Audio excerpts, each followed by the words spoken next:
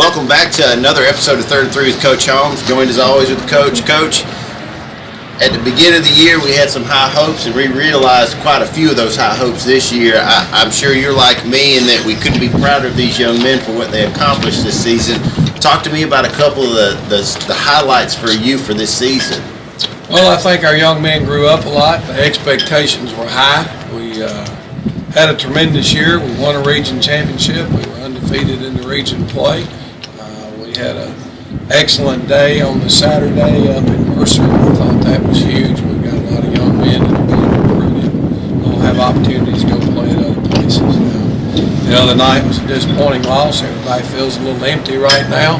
But I think at the end of the day, we ended up with a very solid year. And, I'm so proud of these young men. I'm proud of our coaches. I told our booster club last night, it was great to witness the community come together and get behind these, the parental support, the booster clubs. Yes, we hadn't seen that in years, Coach. Yeah, it was really strong. It was phenomenal, and I think it was our seniors deserve a lot of credit for helping this football team get to the level that we got to.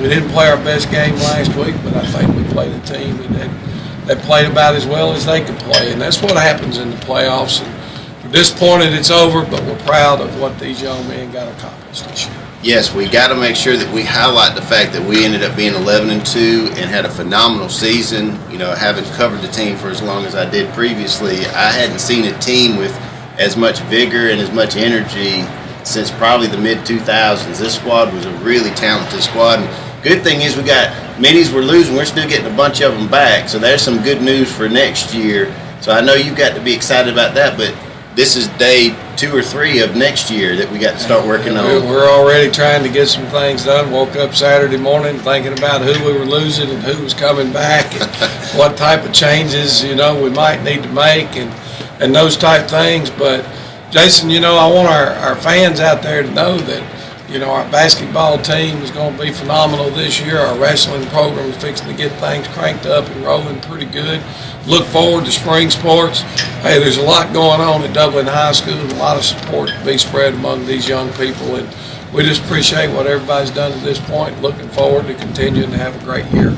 Yes, sir. Most of the same people that you saw out there on the gridiron, whether they're cheerleaders or football players or supporters, some of those are going to end up on the basketball court and on the wrestling mat and all over the place. And so we hope that you'll continue to support these young people. And, Coach, we'd be remiss in such a great season without trying to spread some thanks with Thanksgiving just having passed last week. I know we couldn't name every single one of them, but I know for you personally, there's a lot of thanks that you probably want to throw out in general and specifically. So go ahead and toss out some of the folks you want to thank for this year. Well, I think the first guy that you got to pat on the back and tell him thank you for all that he's done, not only this year but in the past, would be Mitch Warnick, our touchdown player. Definitely. Mitch has done a phenomenal job, and it's one of those thankless jobs that doesn't have a lot of reward to it, but it's invaluable, the things that Mitch has been able to do.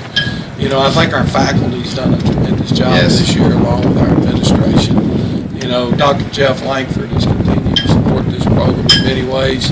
Eric Walden made a sizable contribution to our football program that he was here Friday. Yeah, that's going to help us, purchase new uniforms for these kids for next year and those type things. So, the parental support, the parents here feeding these guys meals, cooking meals for them. Miss Strickland's class, she did a little bit of cooking for us too. Has been phenomenal, and there's so many. I really don't want to leave anybody out. Just know that you are appreciated, even if your name wasn't mentioned here. And I'm sure there'll be plenty of names at the football banquet at the first of the year. But it's just been amazing to me personally to watch the amount of support that we've been able to drum up across the year. That the stands were packed.